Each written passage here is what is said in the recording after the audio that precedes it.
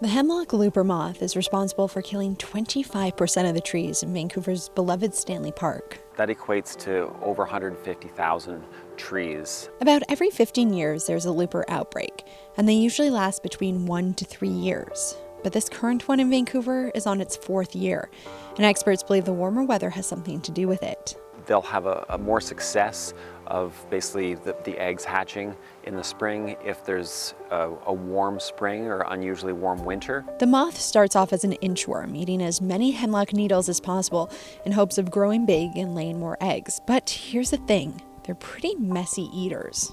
Hemlock looper, it's more like a toddler. So they are just like going to town, clipping off needles without even necessarily eating it. A tree's needles are the way that they collect energy, so solar energy from the sun. So without those needles, they can't make energy, they can't make sugar, they can't live. And unfortunately, there's no telling when this outbreak might end, leaving the park board stuck between a rock and a hard place. Spraying would, any sort of pesticide would have a massive impact on other insects in the park. We'll target not only the hemlock looper insects, but also other beneficial butterflies and moths that exist within Stanley Park. And those species are important for germinating native plants and native flowers, as well as trees.